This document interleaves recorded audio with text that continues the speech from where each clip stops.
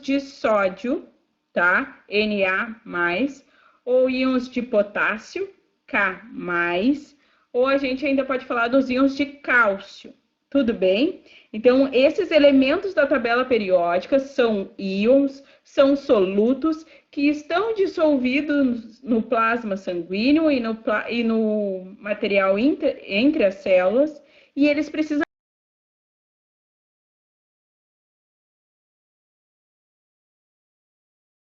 entrar nas células para que as nossas células cumpram a contração, e a gente precisa obrigatoriamente do cálcio. Mas como é que o cálcio entra nessa célula? Muito bem, o cálcio vai entrar através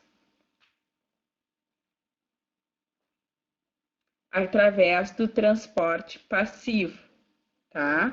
Porque ele é um soluto. Tranquilo até aí? De boa? Então, assim, ó, o cálcio, ele é uma molécula grande, ele é uma molécula não muito grande, perdão, ele é uma molécula pequena, compacta, que carrega uma certa quantidade ali de energia, né, um teor elétrico ali, uma carga positiva, e para ele adentrar a célula, eu preciso que ele abra um canal. Então, eu vou ter uma proteína construindo uma espécie de ponte que vai permitir a passagem do cálcio do lado de fora da célula para dentro. Tudo bem até aí? Sim? Imaginem, por exemplo, na casa de vocês, uma porta que fica constantemente aberta. Pode ser uma porta de um quarto ou a porta do banheiro, alguma porta que fique constantemente aberta. Essa porta, ela fica aberta formando um canal, formando então uma passagem de um ambiente para o outro, ligando os dois de forma contínua. Isso é uma proteína canal. Eu estou facilitando a passagem de uma estrutura ou a passagem de alguém. A gente chama isso de difusão facilitada, porque tem uma proteína ligando os dois lados ao mesmo tempo. Tranquilo? Quando a gente fala de uma difusão simples ou apenas difusão, porque a gente pode ter os dois nomes, a difusão simples não necessita porta. Por exemplo, vocês já encontraram na casa de vocês um bichinho muito fofo, lagartixa, aliás. Vocês já encontraram lagartixa? Lagartixa, barata, formiga. Formiga é ótimo, né? Porque a formiga parece que surge do nada. É um bicho que se materializa na tua casa.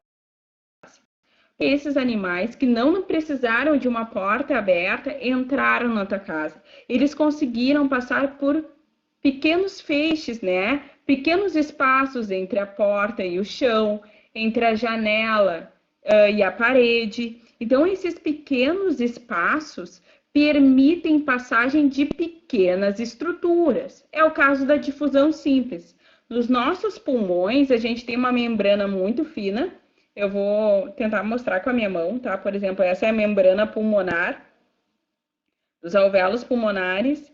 E essa membrana dos pulmões permite, vou usar aqui minha chave, permite a passagem do oxigênio que foi inspirado, aqui a minha chave, do oxigênio que foi inspirado, passa do alvéolo para a corrente sanguínea, ó, por difusão simples. É um espaço muito pequeno, mas que permite a passagem de moléculas.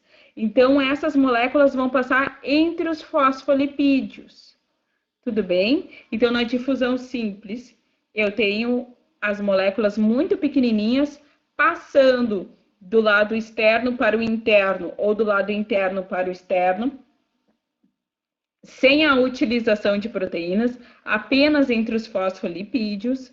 Quando a gente fala de difusão facilitada, eu vou ter uma proteína, então, constituindo um canal, uma proteína que passe do lado, que ligue o lado interno e o lado externo de forma simultânea, fazendo com que passe uma molécula um pouco maior, mas que passe com facilidade. Em ambos os casos, eu estou falando que esse soluto, esses íons, essas moléculas estão passando do lado mais concentrado para o menos concentrado. Isso significa que as moléculas estão indo a favor do gradiente de concentração. O gradiente de concentração, pessoal, é a diferença quando eu comparo duas substâncias. Certo? Deixa eu pegar aqui. Exemplo.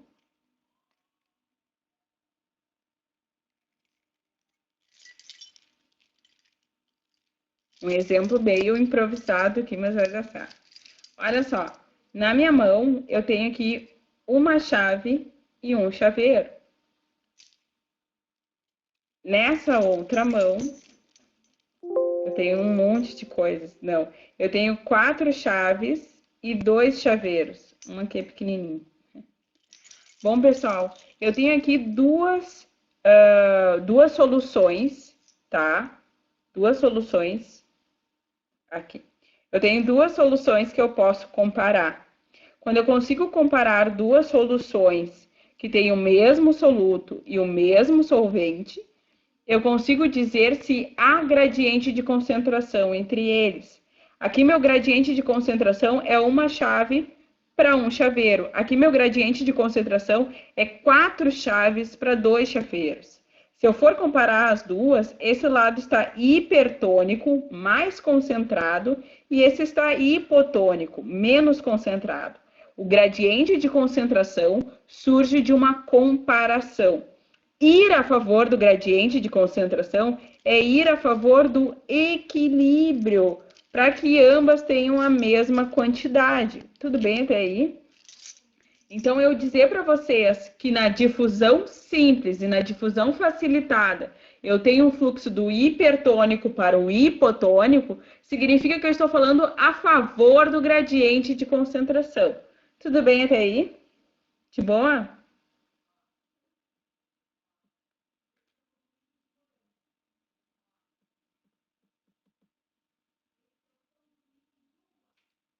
Foi?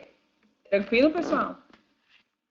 Bom, se eu falei agora do transporte passivo de soluto a favor do gradiente de concentração, difusão simples e difusão facilitada, agora eu vou falar do transporte passivo, sem gasto de ATP, porém dissolvente, passagem de líquido e contra o gradiente de concentração, certo? Para ir contra o gradiente de concentração, eu estou falando, por exemplo, se vocês já passaram pela experiência macabra, porém, né, que todos nós já fizemos um dia, colocar sal na lesma. Se vocês colocam sal na superfície da lesma, a lesma vai fazer o quê? A pele dela vai servir como uma membrana plasmática, tá? Na verdade, é uma membrana, assim, né? Mas essa estrutura da pele vai ficar suscetível a fazer trocas do meio externo com o interno e do meio interno com o externo. O que a gente pode observar? Quando vocês colocaram sal na superfície da lesma, vocês deixaram o lado de fora mais concentrado, ou seja, hipertônico, em relação ao interior da célula da lesma. Então, o que ela faz? A lesma, num sentido de defesa, para dissolver aquele excesso de sal, ela vai liberar a água do corpo. Ela se encolhe e acaba liberando toda a água. Ela morre por desidratação. Por que ela libera a água de dentro do corpo para fora? Por que ela libera a água do lado hipotônico para o hipertônico? Porque ela quer diluir essa solução. Ela quer o quê? Ela quer dissolver esse excesso de sal. Então, a passagem de solvente, a passagem de água, quando a gente fala em osmose, a gente está falando contra o gradiente de concentração, porque contra o gradiente de concentração significa que a substância vai do lado hipo para o hiper. Tranquilo? De boa? Alguém tem alguma pergunta até aí?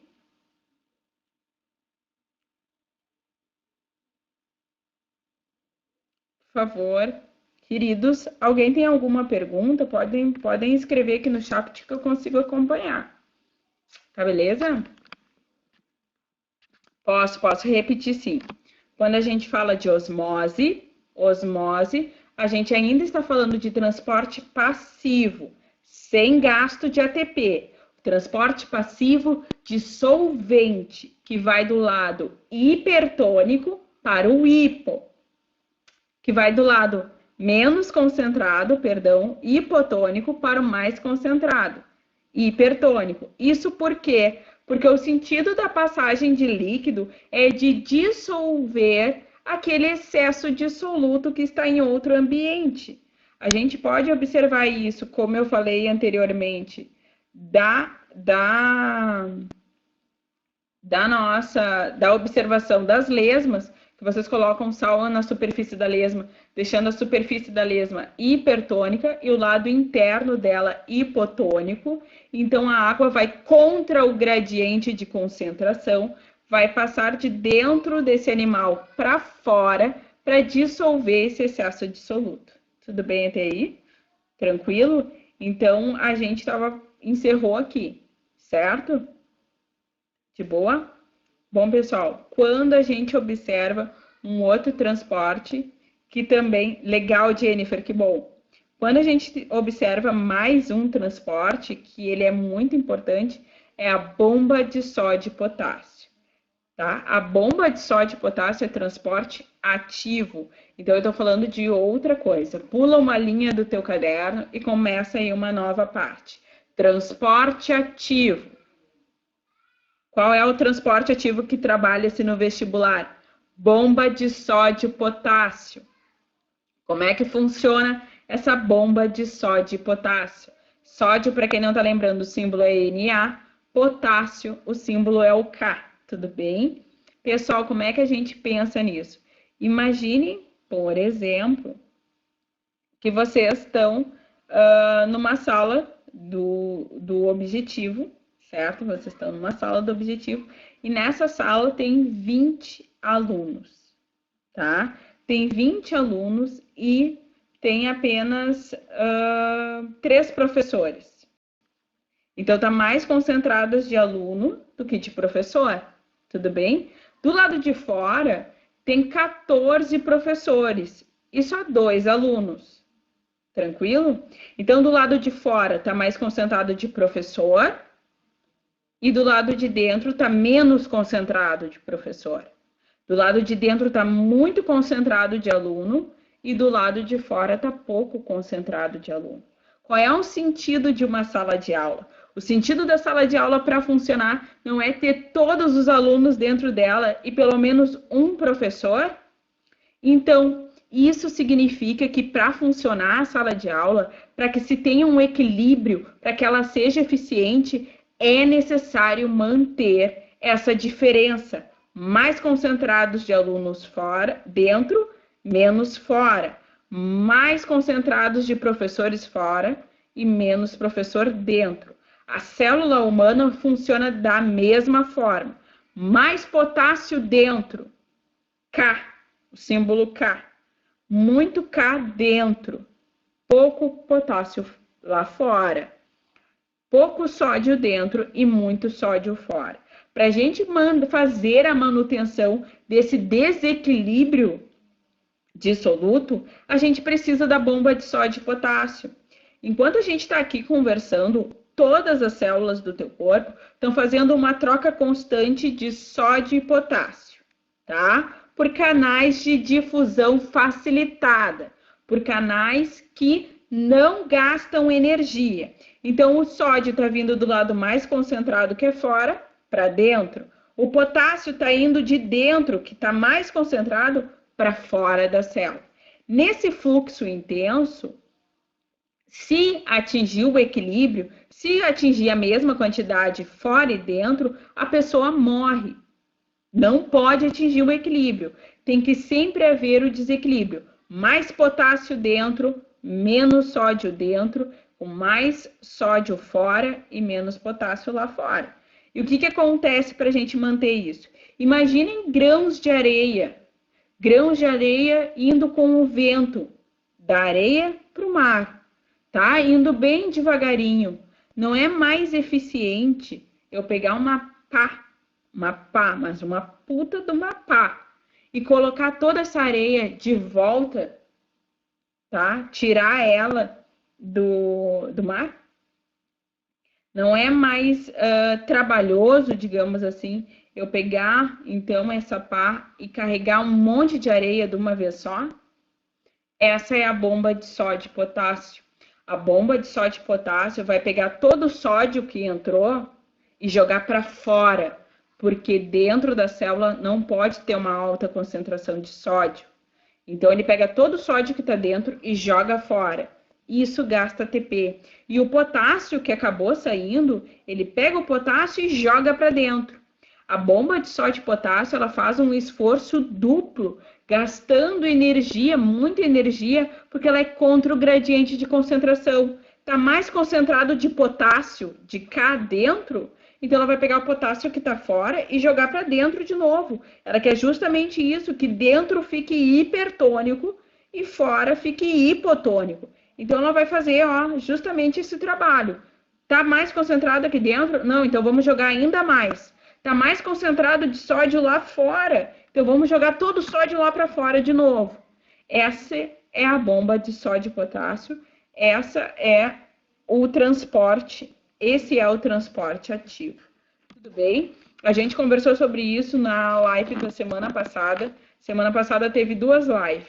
Uma de organelas, que eu conversei no Pau Talk quarta-feira, e uma de membrana plasmática, que é a que eu estou conversando agora com vocês, de transporte de membrana. Ficou claro? Tudo jóia? Pessoal, vamos lá. Me deem um joinha aí se está tudo certo. Se vocês querem que eu retome alguma coisa. Mabelle, Sofia. Sofia, tem que ser 3 sódios e 2 potássios por causa da energia que essas moléculas carregam. 3 sódios dentro do campo da proteína. Deixa eu ver se eu mostro assim. É que se eu mostrar assim fica muito chato. Mostrar assim? Tá. Olha só. Se nós... Vou pegar aqui o microfone, né? Se nós colocamos a proteína, se nós observamos a proteína responsável, né, pela bomba de sódio e potássio, a gente vai ver mais ou menos isso aqui, ó. A gente vai ver uma letra C com 2 campos de um lado. Aqui é a letra C.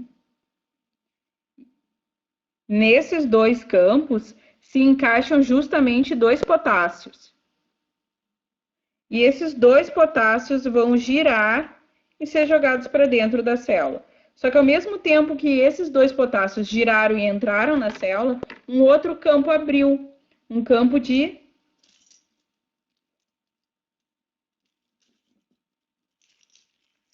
Deixa eu me virar aqui com o que tenho. Eu tô sem minhas canetas, aqui. Um campo, aqui, aqui. Um campo de 1, 2, 3. Um campo de 3 sódios entra nessa mesma lacuna aberta e gira para fora e sai. Tá? Então, esses 3 sódios, na verdade, é uma questão de campo, tá? A proteína, ela é aberta somente de um lado com 3 campos para sódio, que se encaixam ali devido ao seu tamanho e a sua carga também, tá? A carga que carregam. E os 2 potássios são equivalentes, né? Esses 2 potássios vão carregar também uma carga que equivaleria aos 3 sódios, tá? É uma estrutura da proteína. Imaginem, por exemplo, $1, tá? $1 acaba valendo... Hoje em dia tá valendo R$5, né? Foda, né? Tá foda as coisas. Mas é isso aí. De boa? Tranquilo, Sofia? Tá ótimo, Sofia. Mas alguém tem alguma pergunta, pessoal? As ordens, Sofia, as ordens. Para quem ainda não acompanha a gente, tá? O grupo de biologia, a gente faz lives no Instagram. O nome do Instagram é @, tá? A parte do @ vocês já imaginavam. Objetivo Biologia. As lives acontecem com o professor Daniel, com a professora Renata e com a pessoa que vos fala. Eu, tá? Eu acompanho também. Eu acho legal, eu vou disponibilizar para vocês uma lista de exercícios para que na próxima aula a gente consiga, aqui no Pau Talk, conversar sobre esses exercícios. É uma lista de 20 exercícios, bem tranquilo de fazer, com questões da URGS, tá? Dos últimos 5 anos da URGS, com questões dos 5 anos da PUC e com questões dos 5 anos do Enem. Isso aí, já botaram aqui, o Objetivo Ensino disponibilizou aqui o Instagram, beleza? Tranquilo, pessoal? Tá? Mais uma coisa sobre membrana plasmática. Quando a gente fala em membrana plasmática, a gente precisa saber, tá? Que essas questões são tratadas no vestibular de forma comparativa, tá? Então, a membrana plasmática vai ser abordada para vocês de forma comparativa quanto aos tipos de transporte e como eles funcionam. Então, vamos recapitular agora aqui, em 5 minutinhos, tá? Pega teu caderno, pega uma folha de caderno e escreve aí o resuminho da aula de hoje. Primeira parte, então, membrana plasmática é constituída por uma bicamada lipoproteica, onde as proteínas vão servir de sustentação de ancoragem para o citoesqueleto e também vão realizar transportes de membrana. Ponto.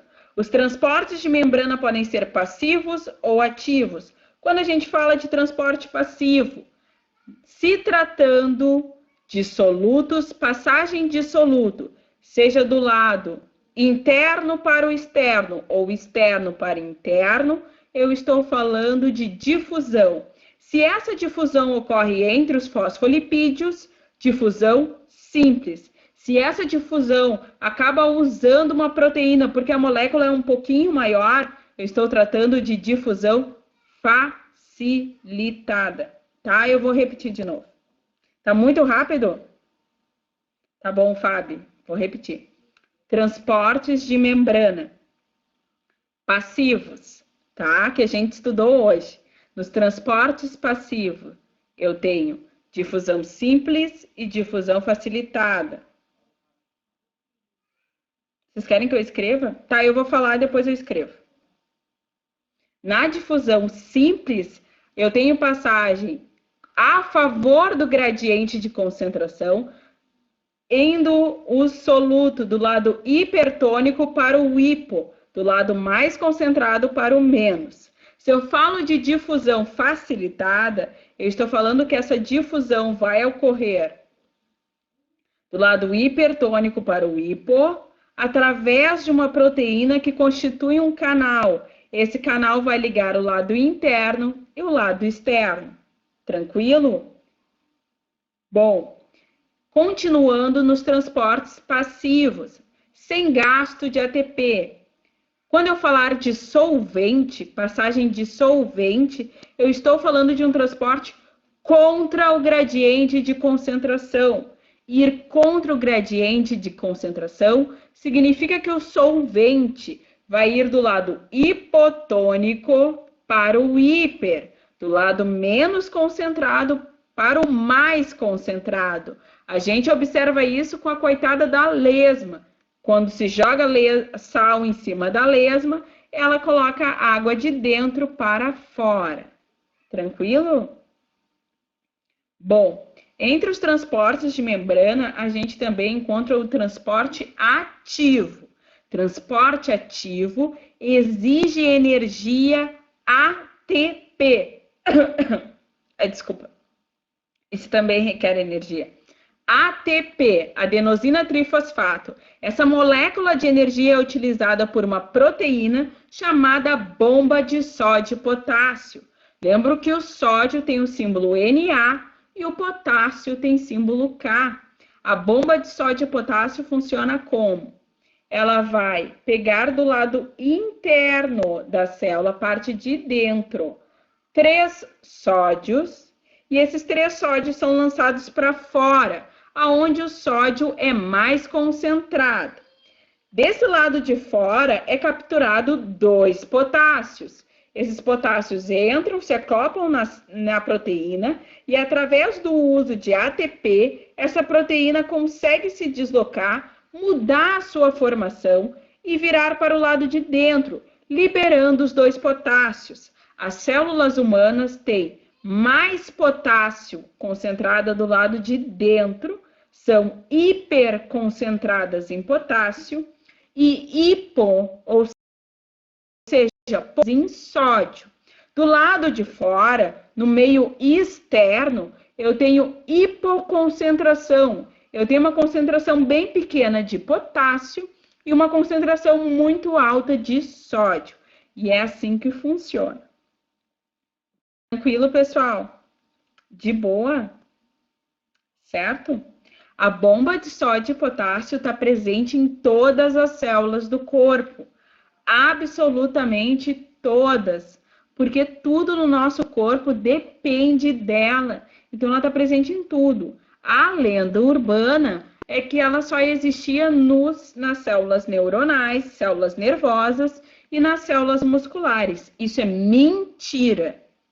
Mentira. Melhor, né, com E. Isso é mentira, tá? Beijo, Jennifer. Mora no meu coração. Essa semana, eu só não vou falar que eu vou fazer um saravá, porque hoje é sexta-feira santa, tá? Mas assim que eu voltar aos trabalhos, tá? De bater um tambor, eu vou bater um tambor para te passar no vestibular. Tudo bem? Galera, então é isso. Eu espero que vocês estejam bem esclarecidos quanto a isso. Esperem a lista de exercícios que entre hoje e amanhã vai ser postado nos grupos de vocês, tá? E eu espero para vocês para a próxima live. Bem ansiosa para ver todos vocês de novo. Seja na live do Instagram ou seja aqui no Pau Talk. Certo? Alguém tem alguma dúvida, alguma questão?